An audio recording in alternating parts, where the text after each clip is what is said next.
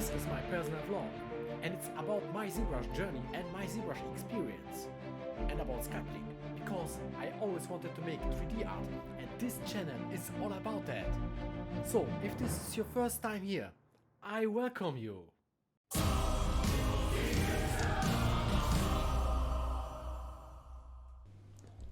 Hi! Today we'll be looking over the Gizmo 3D in ZBrush and how this is compared to other programs like Maya, Cinema4D and Blender. My name is Jacob, welcome to my channel, welcome to OneSculpt.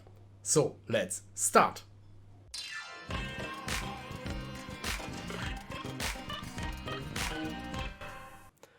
So guys, I'm here in Maya and we will be talking today about the transforming tools that are in programs like Maya, Cinema4D, Blender and of course ZBrush. So I will add here a simple shape.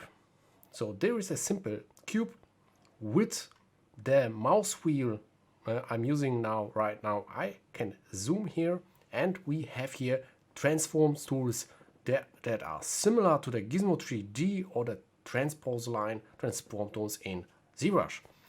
So I have here functions like moving, the move tool. So when I press V, this is similar to the Gizmo 3D in ZBrush. So I can move my tool, I can press E. So this will not be the scale tool. So as you see here, there are some circles. That means that this is the rotation tool. And I have R here.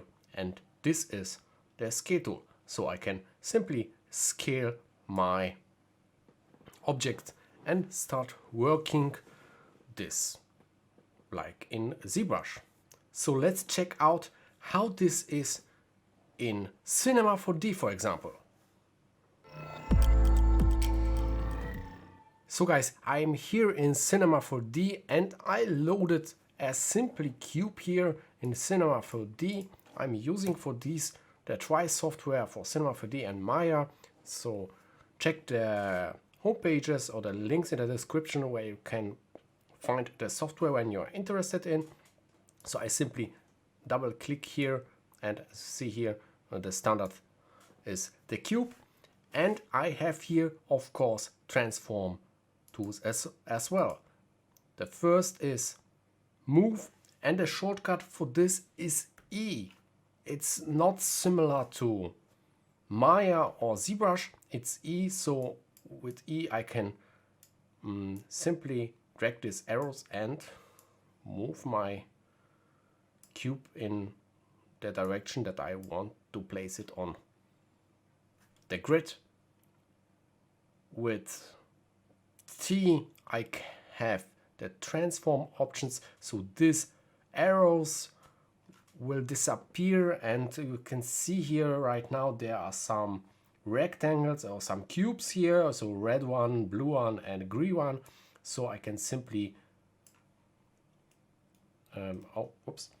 simply drag this out and scale them on these axes, for example, or on these axes, on the Z axis. And I have of course the rotation tool, and this is R. So and on R I can simply rotate like in Maya or like in ZBrush. So let's check out how this how this is in Blender. So for this one I have loaded Blender. As you already mentioned, I have loaded the programs here already, so I can simply switch between them. So this is a standard cube that when you load Blender, then you see the standard cube when you loaded this. And we have here transform options as well. So we have here move, rotate and scale. but when I press V, nothing happens, only the selection button here changes. When I press E and R, nothing happens. Oh, when I press R, I have simply here, oh, okay, I can rotate, yes, right. So in Blender there are other shortcuts for this. For scale, I have to press S.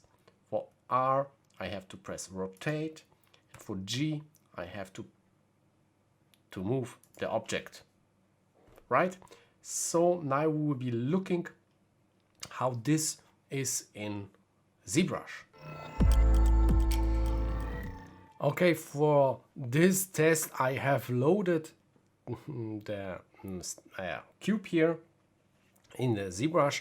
You can use a ZBrush with a mouse or with a pen.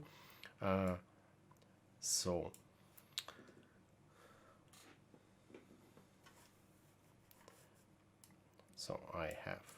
will be using the mouse, and we have, when I loaded here a cube, this cube, you can load this by pressing the lightbox and simply double click on this cube and he will load this cube.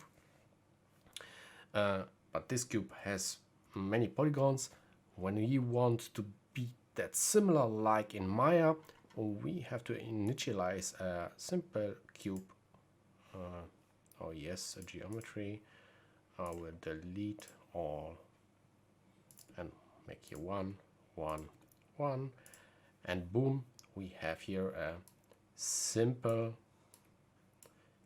cube with some faces here. And in my last episode I've been talking about the Gizmo 3D and the transpose line, and to activate the Gizmo we have pressing V. So with V we can move, we can rotate, and we can scale. So we don't have to press these buttons because the Gizmo already has all these buttons integrated into one tool. That's the difference between the transform tools between Maya, Cinema4D, Blender, and ZBrush.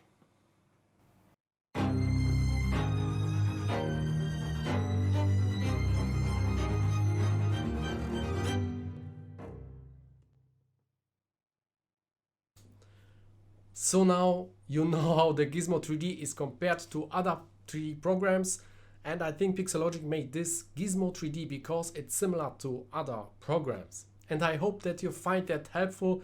When it is so, then please like and share this video.